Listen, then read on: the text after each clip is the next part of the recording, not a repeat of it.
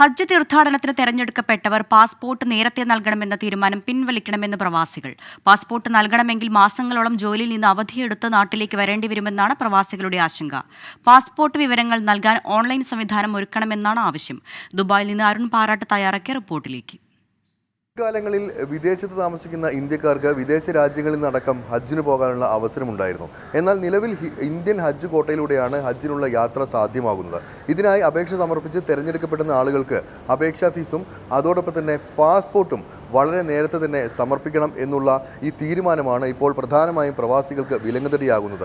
കൃത്യമായി പറഞ്ഞാൽ ഏപ്രിൽ 24 മുൻപ് ഇത്തരക്കാർ പാസ്പോർട്ട് അവിടെ സമർപ്പിക്കേണ്ടതുണ്ട്. ഒരു മാസത്തിലധികം പാസ്പോർട്ട് ഹജ്ജ് മന്ത്രാലയത്തിന് കീഴിൽ അല്ലെങ്കിൽ ഇന്ത്യൻ ഹജ്ജ് കമ്മിറ്റിയിൽ അവിടെ സമർപ്പിച്ച് അവിടെ ഹോൾഡ് ചെയ്യേണ്ടതുണ്ട്. ഇത് പ്രവാസി മലയാളികൾക്ക് വലിയ വിലങ്ങുതടിയായിരിക്കുകയാണ്. നമുക്കറിയാം, പ്രവാസികൾ ഒരു വർഷത്തിൽ ചുരുങ്ങിയ ലീവ് മാത്രമാണ് ഓരോ പ്രവാസിക്കും ലഭിക്കുന്നത്. ആ രീതിയിലാണ് ഇവിടെയുള്ള ജോലി സംവിധാനങ്ങൾ. ഇത്തരത്തിൽ ദീർഘകാലം പാസ്പോർട്ട് ഹോൾഡ് ചെയ്യുന്നതോടുകൂടി ഇവരുടെ ജോലിയും വരുമാന മാർഗവുമാണ് ചോദ്യചിഹ്നത്തിലാകുന്നത്. ഹജ്ജിന് തിരഞ്ഞെടുക്കപ്പെട്ട നിരവധി ആളുകളാണ് ഇപ്പോൾ പ്രവാസി ലോകത്ത് ദുരിതത്തിലായിരിക്കുന്നത്. ഇപ്പോഴത്തെ പ്രശ്നം എന്തെന്ന് വെച്ചാൽ ഏപ്രിൽ 24 എല്ലാ പ്രവാസികളും ഹജ്ജിന് കിട്ടിയ എല്ലാ പ്രവാസികളും ഒറിജിനൽ പാസ്പോർട്ട് സമർപ്പിക്കണം എന്നതാണ് നിയമം വന്നിരിക്കുന്നത്. കേരളത്തിൽ നിന്നുള്ള ഹജ്ജ് ഷെഡ്യൂൾ അനുസരിച്ച് കേരളത്തിൽ നിന്നുള്ള യാത്ര ആരംഭിക്കുന്നത് മെയ് മാസം 26 തീയതിയാണ്. ഇത്രയും ദിവസത്തോളം പാസ്പോർട്ട് ഹജ്ജ് മിഷൻ്റെ കയ്യിലായിരിക്കും ഉണ്ടാവുക. ഇത് ഓരോ പ്രവാസിയെ സംബന്ധിച്ചും വളരെ പ്രയാസകരമാണ്. 3 മാസത്തോളം അവർ ജോലിയിൽ നിന്നും മറ്റും മാറി നിൽക്കാൻ നിർബന്ധിതരാവുകയാണ്. ഇതിനൊരു പരിഹാരം കേന്ദ്ര ഹജ്ജ് വകുപ്പും വിദേശകാര്യ മന്ത്രാലയവും ചെയ്യണമെന്നാണ് ഞങ്ങൾക്ക് പറയാനുള്ളത്. അതോടൊപ്പം ഇത്തരത്തിൽ ഈ വർഷം ഹജ്ജിന് തിരഞ്ഞെടുക്കപ്പെട്ട ആളുകളുമുണ്ട്. നമുക്ക് അവരോട് കൂടെ ചോദിച്ചു നോക്കാം അവരുടെ ഒരു അവസ്ഥ എങ്ങനെയാണ്. ജോലിയെ കൃത്യമായി ബാധിക്കുമോ? പോകാൻ സാധിക്കുമോ? ഇത്രയും ലീവ് കിട്ടുമോ? എങ്ങനെയാണ് ഈ അവസ്ഥയിൽ? നമുക്ക് ഏകദേശം 3 മാസത്തോളം പാസ്പോർട്ട് അവിടെ സമർപ്പിക്കുന്നതോടൊപ്പം തന്നെ നമ്മളും ജോലിയിൽ നിന്ന് മാറി നിൽക്കുക എന്നത് നമ്മുടെ കമ്പനിയെ സംബന്ധിച്ചിടത്തോളം അവരത് അനുവദിക്കാൻ സാധ്യത കുറവാണ്.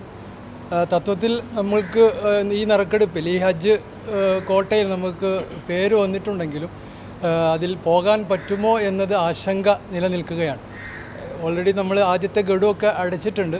പ്രതീക്ഷകളാണ് ഞങ്ങൾക്കുള്ളത്. നമ്മുടെ ആവശ്യങ്ങൾ തീർച്ചയായും ഇതുവരെ അതിൻ്റെ തലങ്ങളിൽ എത്തിയിട്ടില്ല എന്നാണ് ഞങ്ങൾ മനസ്സിലാക്കുന്നത്.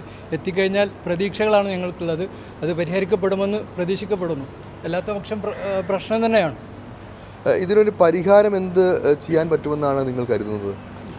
ഈ ഹജ്ജുമായി ബന്ധപ്പെട്ട് നേരത്തെ തന്നെ ഒരുപാട് ആവശ്യങ്ങൾ വിദേശകാര്യ മന്ത്രാലയത്തിനും പ്രവാസി വകുപ്പിനൊക്കെ കൈമാറിയതാണ്. ഞാൻ ഇവിടുത്തെ ICF-ൻ്റെ സെക്രട്ടറിയാണ് ദുബായ്. പിന്നെ ഇവിടുത്തെ എംബസി വഴി ഏത് രാജ്യമായാലും ഗൾഫ് രാജ്യത്തെ അതത് എംബസി വഴി അപേക്ഷാ നടപടിക്രമങ്ങൾ പൂർത്തീകരിക്കാനുള്ള ഒരു സംവിധാനം ഉണ്ടാക്കിയാൽ ഈ വിഷയത്തിന് ഏറെക്കുറെ പരിഹാരമുണ്ടാവും. 3 മാസം മുന്നേ പാസ്പോർട്ട് അല്ലെങ്കിൽ 2 മാസം മുന്നേ പാസ്പോർട്ട് നാട്ടിലേക്ക് എത്തിക്കുക എന്നുള്ളത് നിയമവിരുദ്ധമാണ്. കാരണം ഈ പാസ്പോർട്ട് നമുക്ക് തിരിച്ചു കിട്ടുന്നത് ഈ ഹജ്ജ് നമ്മുടെ ആ ഒരു ക്യാമ്പിൽ വെച്ചിട്ടാണ് ഹജ്ജ് നമുക്കിത് തിരിച്ചു കിട്ടുക.